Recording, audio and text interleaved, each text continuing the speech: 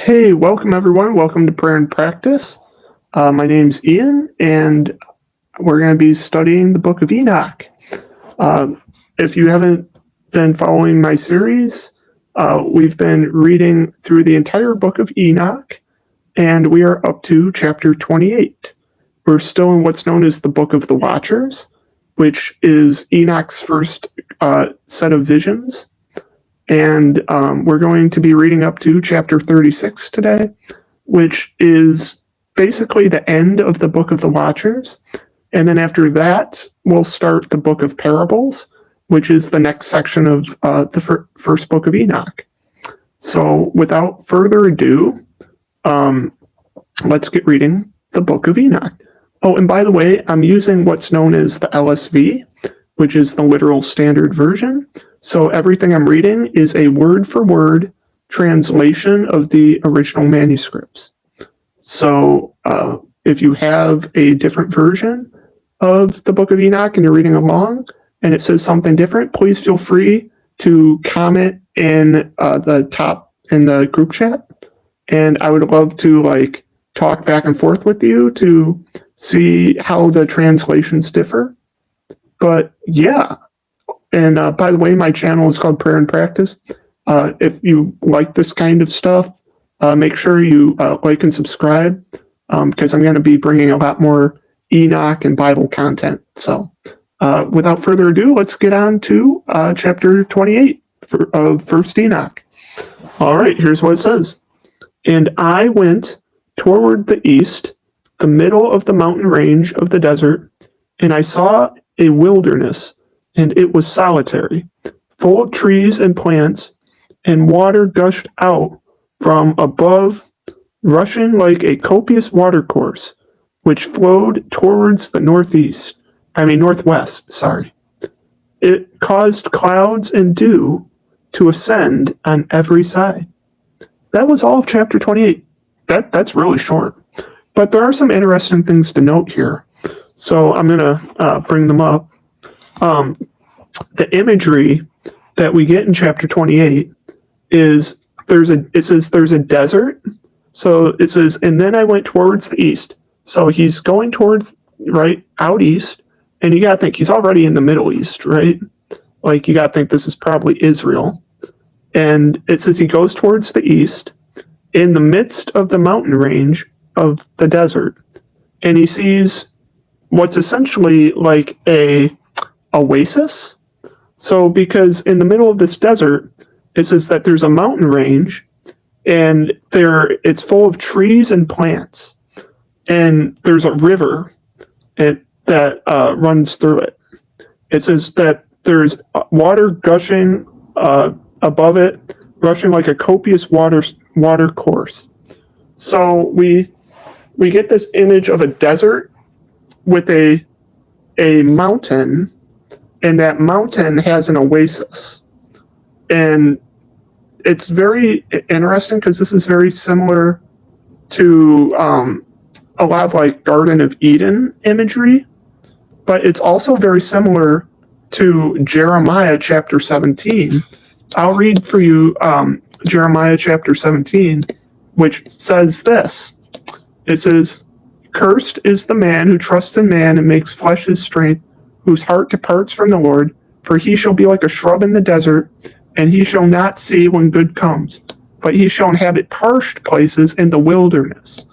Okay, but then it says in chapter 7 of Jeremiah 17, it says, "Blessed is the man who trusts in the Lord, and whose hope is the Lord. For he shall be like a tree planted by the water, which spreads out its roots by the river, and will not fear when heat comes, but its leaf will be green, and he will not be anxious in the year of drought, nor cease from yielding fruit." So the interesting thing is that this picture of a desert with an oasis with a river running through it on this mountain, it's like it's kind of like a picture of what's being described in Jeremiah 17, where the desert is kind of like out where those who don't trust in the Lord are. But and then you've got this holy mountain where you've got luscious trees and a river that runs through it. And this is Mount Zion.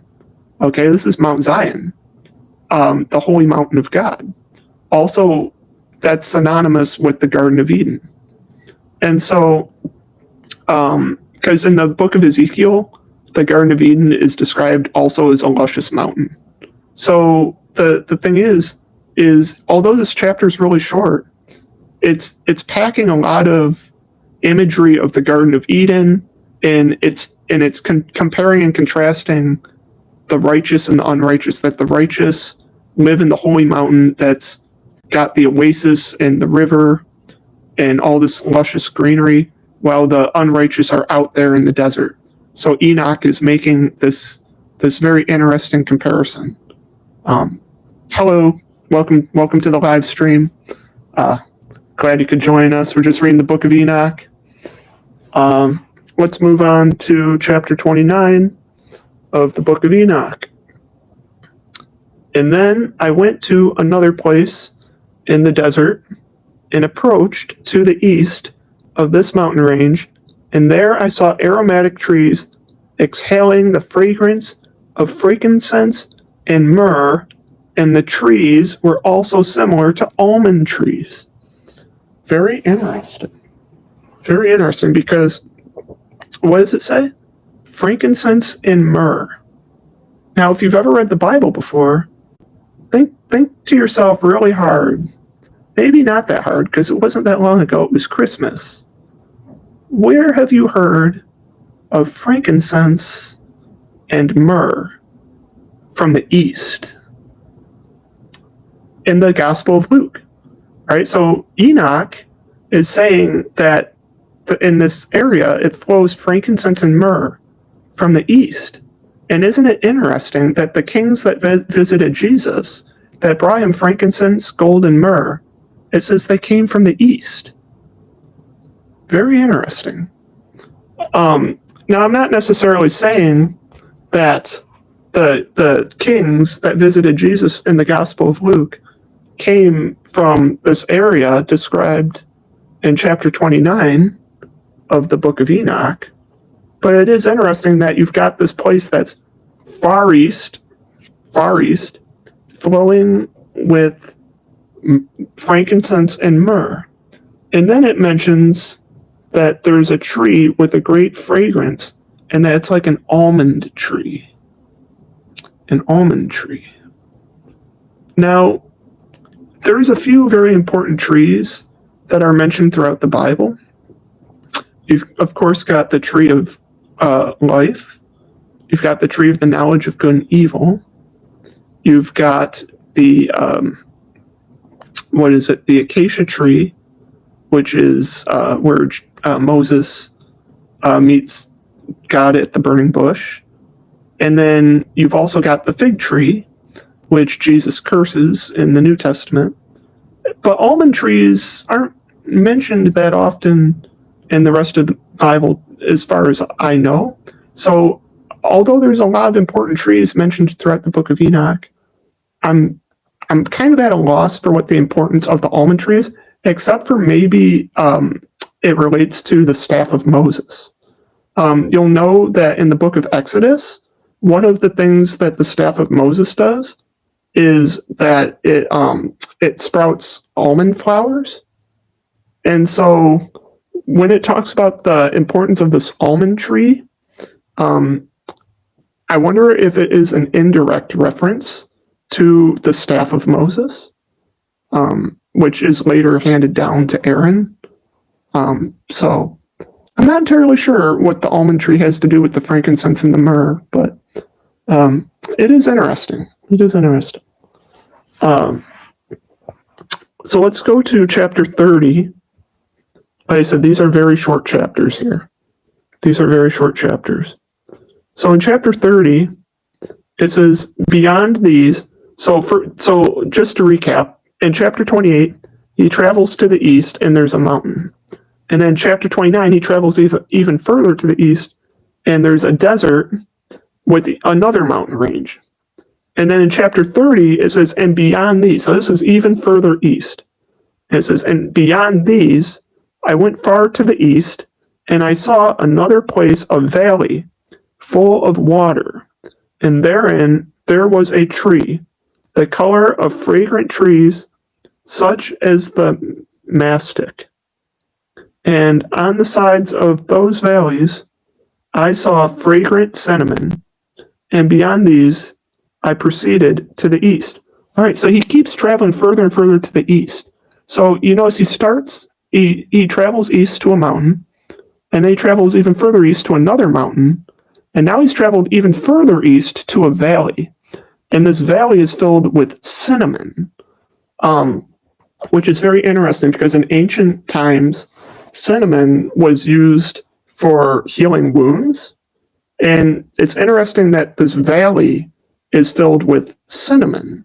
And if you kind of think of valleys, what is a valley? It's kind of like a wound, right? Like you think of if you were to fly over a landscape and look at a valley, it's like a ravine, right? It looks like a scar on the landscape. But it says that this valley is filled with cinnamon. And so if you think about cinnamon being used for healing, cinnamon lining the valley, you're getting the imagery of like a wound being treated. You're getting the imagery of a wound being healed. And that makes a lot of sense because in the previous chapters of the book of Enoch, he's describing a world that's returning to Eden, that's becoming more like the Garden of Eden. And so this idea of a valley filled with cinnamon, essentially a wound being healed, makes a lot of sense if you think about it. So I think from what I understand of how cinnamon was used in ancient times, that seems to be what's being conveyed is that there's a healing that's taking place. But let's move on to, by the way, thank you for anyone who's joining in. If you got any questions, drop them in the chat. I don't know if you guys were here for chapters 28 and 29, but these are really short chapters. So, yeah. Anyway, yeah, let's move on to chapter 31. Chapter 31 in the book of Enoch. All right. And I saw other mountains. All right, so these are mountains even further east. And I saw other mountains, and among them were groves of trees, and nectar flowed out from them, which is called Sarara and Galbanum. And beyond these mountains, I saw another mountain to the east. All right, he keeps traveling further to the east of the ends of the earth, on which were aloe trees. Now, remember how I said that there was cinnamon in the valley, and that cinnamon is related to healing? Well, you know what else is related to healing? Aloe. And what's in this mountain range? Aloe trees.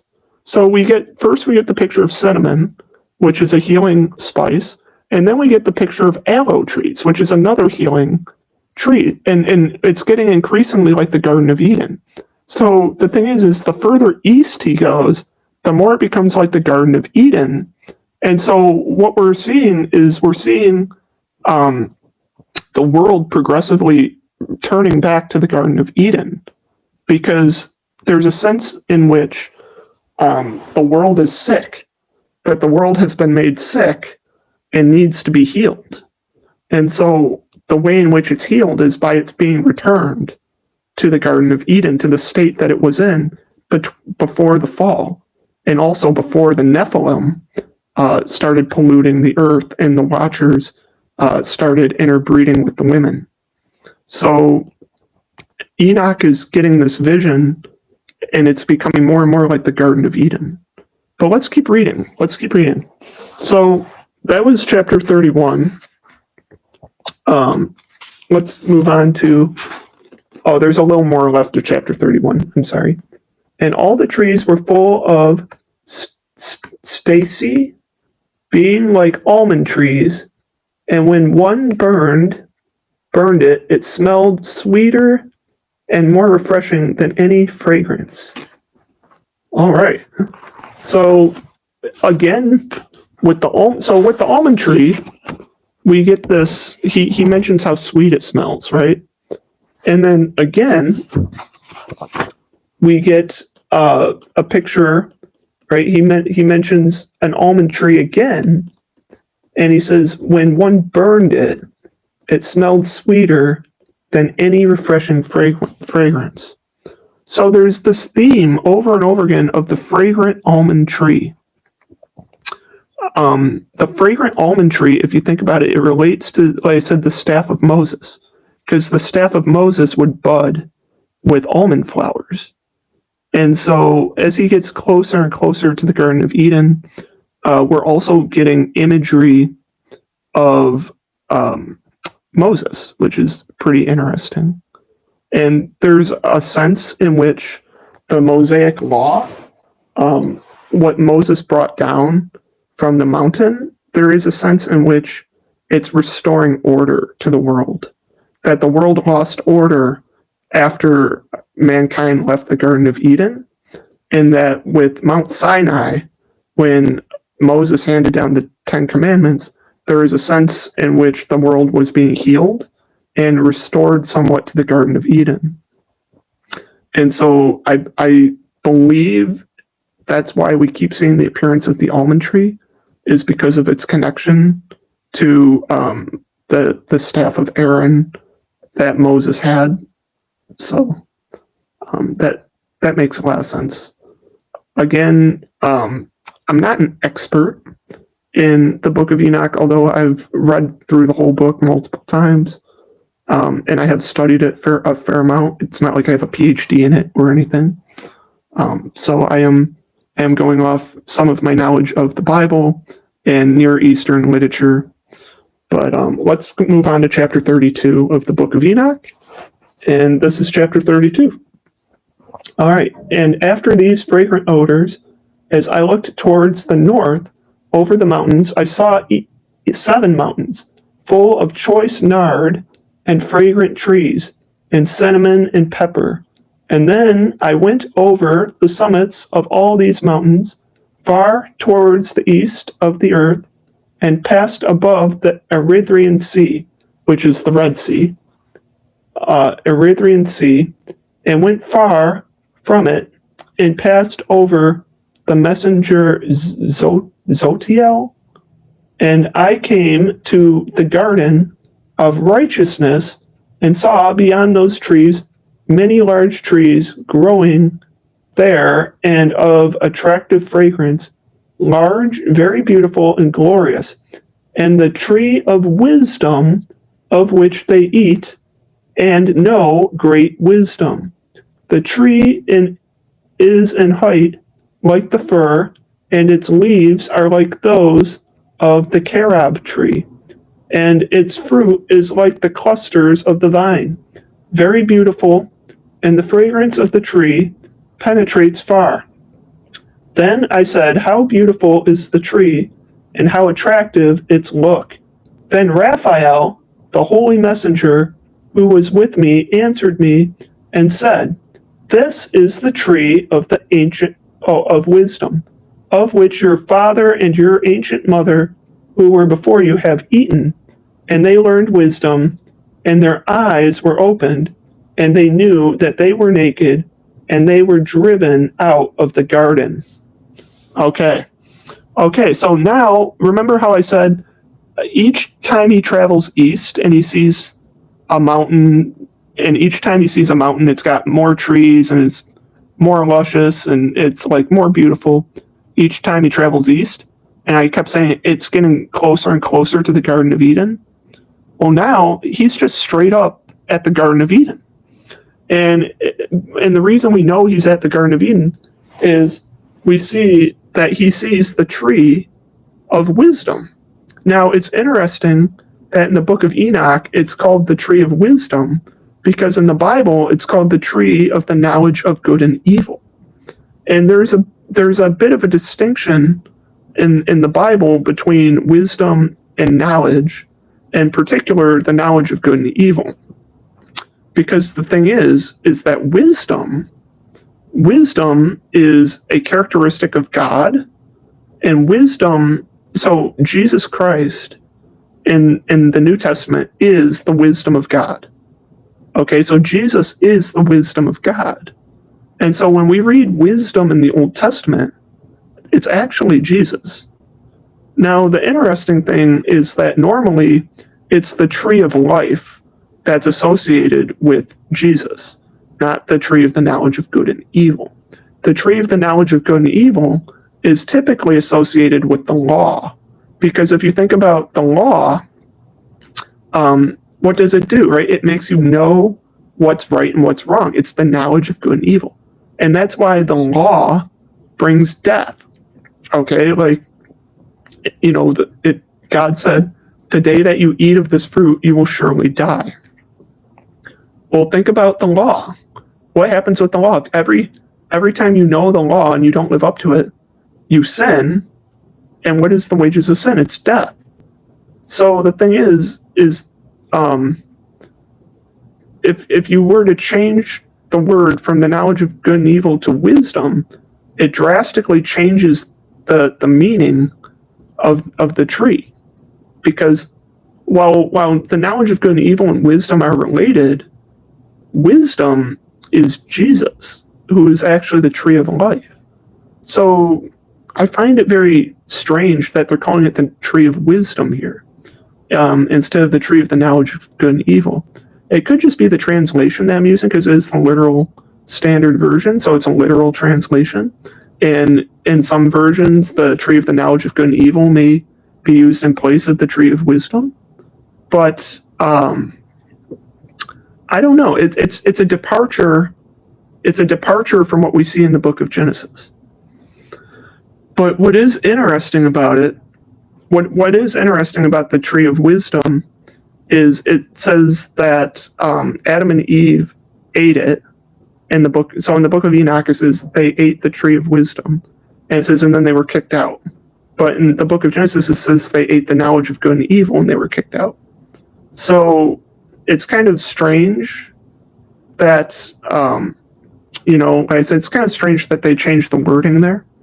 But it is the Garden of Eden that Enoch is seeing. So, yeah. So let's move on to chapter 33. We're moving pretty quick here. So let's move on to chapter 33. There was one thing I wanted to mention before I moved on to chapter 23. Where it says the Erythraean Sea. The Erythraean Sea is often translated as the Red Sea, but it's not entirely sure if it is the Red Sea, because Enoch, it's implied that what Enoch is seeing was before the flood, and the geography of the world got changed after the flood, because when the flood happened, everything on Earth basically got destroyed, and also the continents drifted apart. And so what's interesting is that the geography of the book of Enoch is not the same geography that we have today, because the flood actually changed the geography of the earth. So yeah, don't use it as a map today, because everything's in a different spot now. But yeah, I just wanted to mention that. So now we're on to chapter 33 of the book of Enoch. Thank you to anyone who's joining. I appreciate it. And from there, I went to the ends of the earth and saw great beasts there, and each differed from the other, and the birds differing in appearance and beauty in voice, the one differing from the other, and to the east of those beasts I saw the ends of the earth, on which the heavens rest, and the portals of heavens open. And I saw how the stars of heaven come out, and counted the portals of which they proceed, and wrote down all their outlets of each individual star by itself, according to their number and their names, their courses and their positions, and their times and their months, as Uriel, the holy messenger, who was with me, showed me. He showed all things to me, and wrote them down for me. He also wrote their names and their laws, their companies for me. All right, so now Enoch he went to the very ends of the earth. So he's traveled east. He keeps traveling further and further and further east And now it says that he's been brought as far to the east as you can go, all the way to where there are portals. And it says that these portals are where the constellations move through, which is interesting, I suppose. It's not exactly clear how that works. The idea of the stars moving through portals. I'm not entirely sure how to interpret that. Because on one hand, you could read that and think to yourself, well, maybe that's where some of this breaks down, and or maybe what Enoch is trying to describe just can't be described with words, and it just kind of falls short. But yeah, the description of stars moving through these portals on these tracks, and that it happens at the edge of the world, like it seems to imply that the stars exist on Earth, which I definitely do not think is the case. So this is like one of those chapters that people read and they're like, yeah, maybe this is one of the reasons why the book of Enoch isn't in the rest of the Bible, because it seems to say stuff that is kind of maybe, a little suspect. But I'm tempted to believe that what he's seeing is in a different dimension, and that although it describes it at the edge of the world, I kind of interpret that as not meaning that the earth is not that he's come to the literal edge of the world, but that he's come to like the end of our dimension, which I think makes a lot more sense if you think about the visions that he's seeing, that they're all not necessarily on the earth, but they're also in other dimensions that are overlaid on the earth. The ancient people had a really interesting idea that the heavens and the different dimensions, that they weren't necessarily above the earth, but that there were points on the earth where the different dimensions actually met. So like there were some people in the ancient world that believed that you could actually access places like hell and heaven on earth, that like the barrier between the different realms got thinner and thinner in certain areas of the world. And what the book of Enoch seems to be describing is that as he traveled further and further east, the barrier between those higher dimensions and the earth gets narrower, or it gets thinner and thinner, so to speak. So basically, as he's traveling further and further east, although he's still on the earth, there's more and more heaven leaking through onto the earth, if that makes any sense. It's an ancient concept that we've kind of forgotten, but it was a very, very well understood and common concept back, 3,000-4,000 years ago. But yeah, so there's one thing I also wanted to mention. I know it was one chapter back, but I was talking about how there's imagery of the world being healed and returned to the Garden of Eden, and the angel that leads him to the Garden of Eden is Raphael. And the word Raphael literally means God heals. So yes, the world is being restored to a Garden of Eden-like state, and that's what Enoch is being shown. And keep in mind that these are end times prophecies. Hey, welcome, ley lines. Yeah, you're talking about the points where like higher dimensions and the earth are like closer together, right? Ley lines. That seems to be what's being described in the book of Enoch, where he's traveling further and further east, and that he's seeing more and more of the heavenly realm. So yeah. So he's traveling further and further east, and he's seeing more and more of the heavenly realm. So, like you said, the concept of ley lines, which is like where the higher dimensions overlap with the earth. So some people would read the book of Enoch and say something like, well, it can't be true because, he's describing like a flat earth. He's like coming to the end of the earth or something like that. Hey, welcome back, Kim. Welcome everyone. Welcome. Yeah. But yeah, what you mentioned, Jasper, the concept of ley lines, yeah, that was a very common concept back in the ancient world, and we've just kind of lost hold of that concept. But I still believe it's true. I still believe it's true that there are areas on the earth in which the higher realms do actually intersect with our dimension.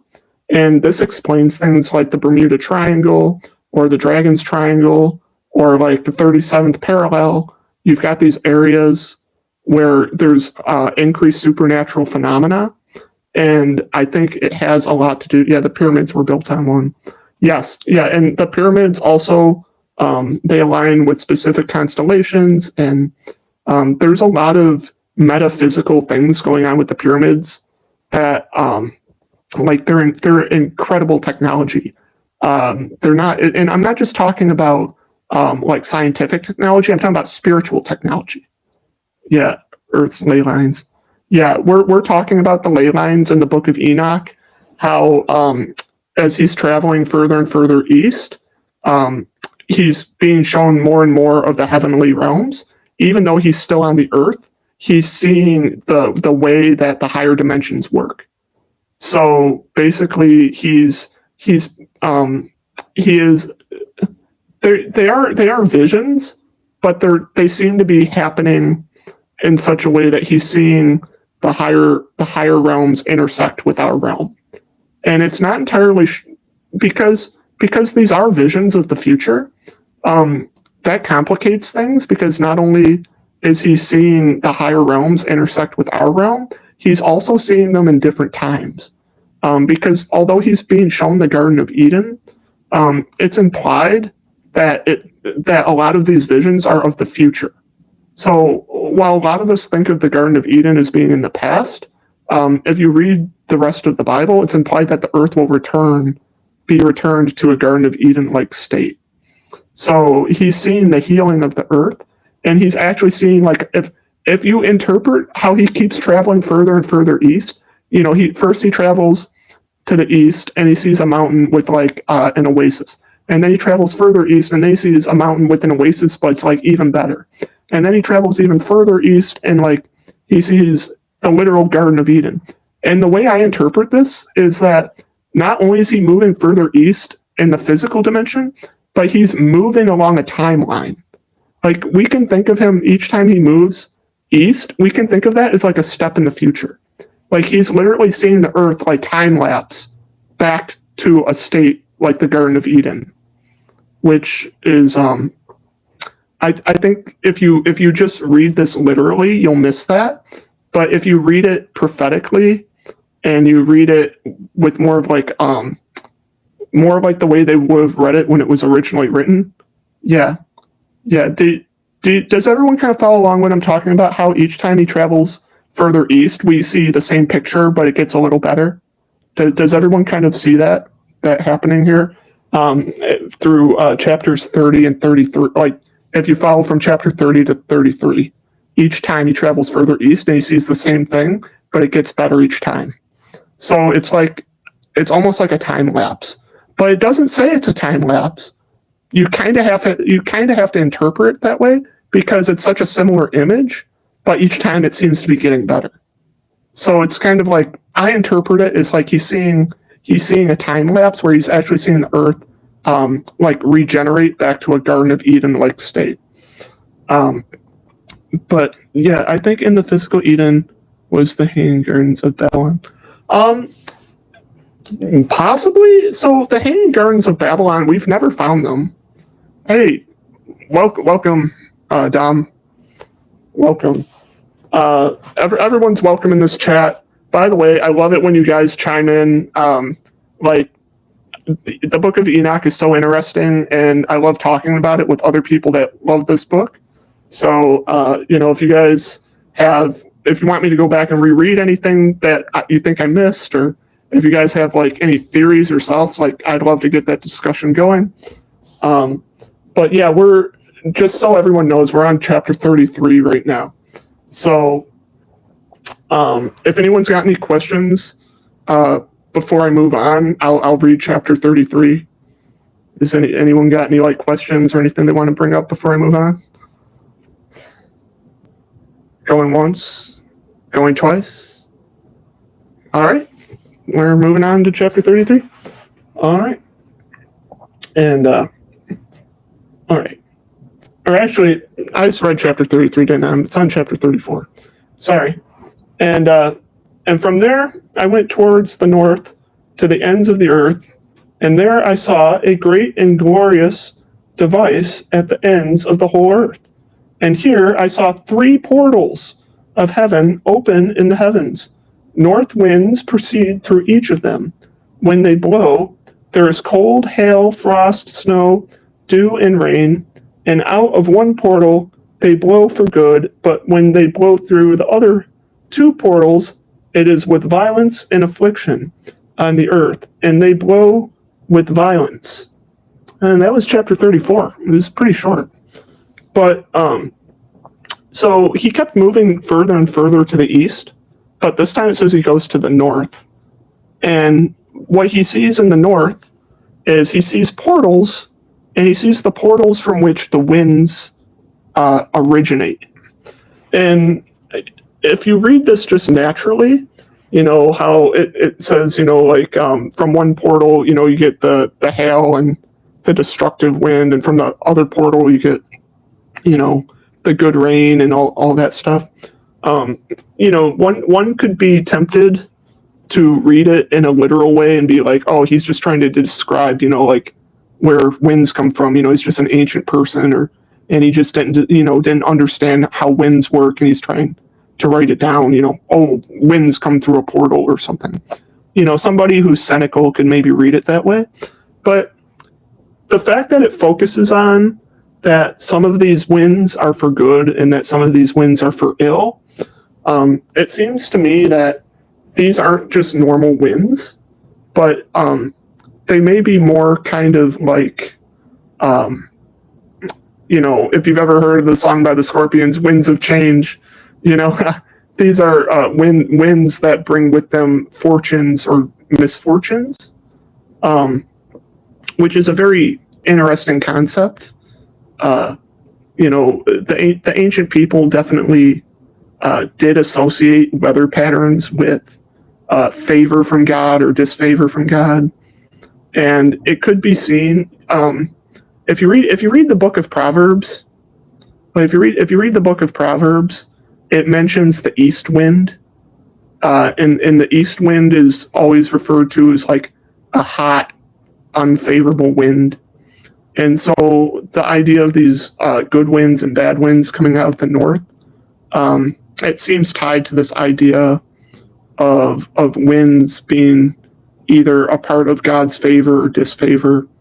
And Enoch is describing where these winds originate, and they originate somewhere in the north.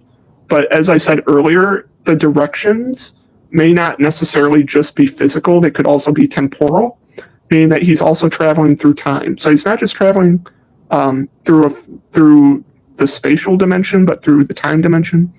And it's implied that there could be other dimensions besides that.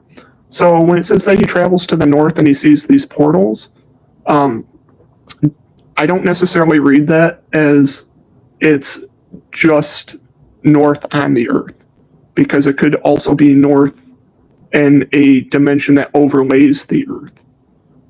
So you have to read the book of Enoch in a way that is, you have to kind of take off your literal glasses a little bit, and you have to try to read it with spiritual eyes, I suppose, because it is ultimately describing a spiritual vision. So if you try to read it strictly in a physical sense, you miss, you're going to miss a lot of stuff, So that's just my 2 cents about reading the book of Enoch, but, take it for what it's worth. But does anyone have any chapters about chapter 34 before I move on to chapter 35? Going once, going twice? No questions? Okay. Guess we'll move on to chapter 35. Now, chapter 35 is really short. I mean, blink and you miss it. Chapter 35, it says, "And from there I went towards the west to the ends of the earth and saw the 3 portals of heaven open there, such as I had seen in the east, the same number of portals and the same number of outlets. Okay, so he's traveled all the way to the east, he's traveled all the way to the north, and now it says he's traveled all the way to the west. And at each end, there are 3 portals. What? I think you did a good job of explaining. Thank you. Thank you. I appreciate that. Thank you. Yeah, but so in chapter 35, it's blink and you miss it, but he's basically saying that he traveled to the west and that he saw 3 portals, just like he did in the other directions that he went. So what we're getting here is we're getting a layout of the 4 cardinal directions: north, south, east, and west. And what he's saying is that these winds come from all directions, but there is more emphasis on some of the directions than others, and I'm not entirely sure why that is, because there's a lot of emphasis on the east. Like, there's a lot of emphasis on the east, and then there's a little emphasis on the north, and then the west barely gets a mention. And then let's see if he even mentions the south. I don't think he's mentioned the south yet. So let's see. By the way, the south wind is usually described in the book of Proverbs as a like foreboding wind. So the south wind, I believe, in the book of Proverbs is always described as bringing rain, but like not in the good way. So let's move on. By the way, we're moving on to chapter 36, and this is the last chapter of the book of the Watchers, which is the first part of the book of Enoch. And then after chapter 36, we'll be in what's known as the book of parables. And the book of parables is my favorite section in all of the book of Enoch, because the book of parables seems to be a very specific prophecy about Jesus, because the whole book of parables is about this character known as the Son of Man. And he bears a striking resemblance to prophecies about the Messiah. So I'm really excited next time we get together for us to talk about the book of parables, which is the next section. But let's read chapter 36, and that'll be the end of the first book of the Watchers. All right, chapter 36. And from there I went to the south. All right, here's the south. From there I went to the south, to the ends of the earth, and saw 3 portals of heaven open there. And then there came dew, rain, and wind. And from there I went to the east, to the ends of the heavens, and saw the 3 eastern portals of heaven open here, and small portals were above them. Through each of these small portals the stars of heavens pass and run their course to the west on the path which is shown to them. And as often as I saw, I always blessed the Lord of glory, and I continued to bless the Lord of glory, who was worked great and glorious wonders, to show the greatness of his work to the messengers and to spirits and to men, that they might praise his work and all creation, that they might see the work of his might, and praise the great work of his hands, and bless him forever. All right, that's chapter 36. So he did mention the south, and that it has 3 portals, just like the other places, which is interesting. But he doesn't spend much time on the south. He really mentions the east a lot. He mentions the north. The west gets like barely a mention, and then the south gets like a sentence. So it's interesting that he stresses that all 4 directions have 3 portals, but he doesn't give them equal time. It's a very... Does anyone wonder why that is? Does anyone have any theories why that is? Because I'm not entirely sure, like, why there's such an emphasis on the east, and then the north, and then a little bit the west, and then not even the south. It's very curious to me. I'm not entirely sure why that's the distinction. And the part that makes it really strange to me is that he does emphasize each one has 3 portals. So he emphasizes that there's an equality of the number of portals, but yet doesn't seem to be an equality in their importance. Does anyone else kind of see that, or am I tripping? I don't know. Don't know what to tell you about that one. I feel like that's something that is maybe a little esoteric. That I feel like, this is the Book of Watchers, so it could have just been what was the domain of the author. Yeah, like, when you say the domain of the author, do you mean like just like when you say the domain of the author, you mean like where he originated from? Like, are you talking about like on Earth, or are you talking? Because Enoch, well, he is, for all intents and purposes, an Earthling. He is taken to heaven, and so he is also like he's a heavenly person as well.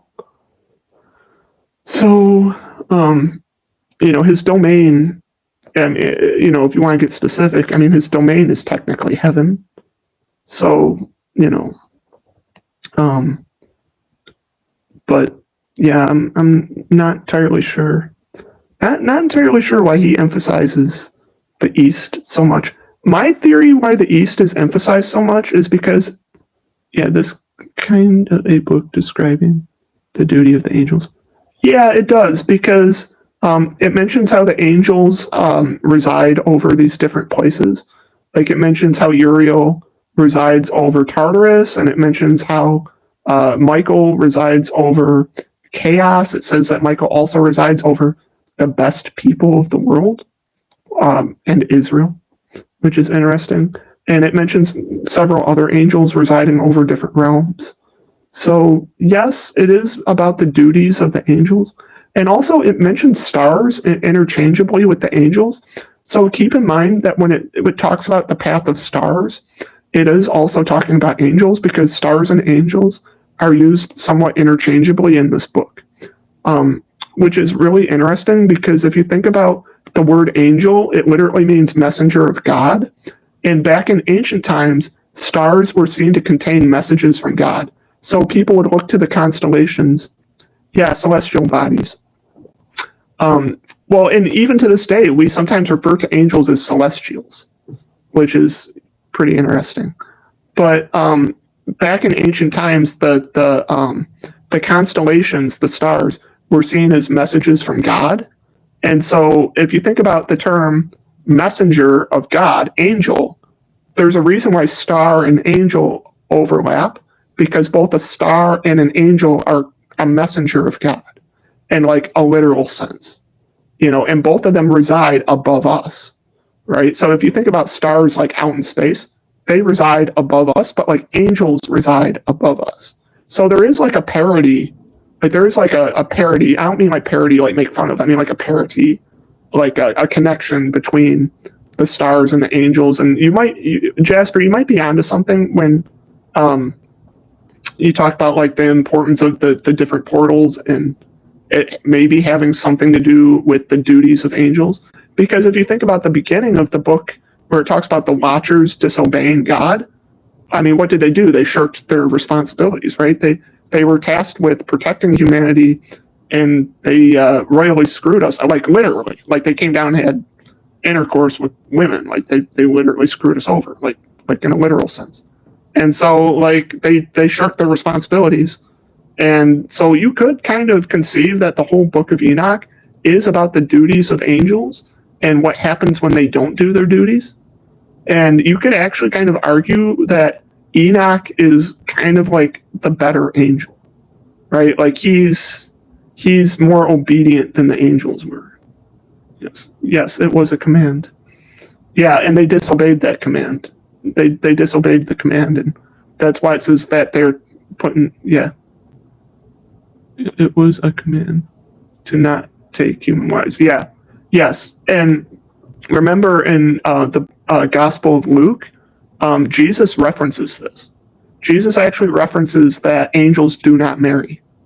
And the only place we get that is in the book of Enoch, where it specifically says that because angels are eternal, they do not marry. And so, when Jesus is asked, about the woman who, hey, she had 7 husbands, whose wife will she be in heaven?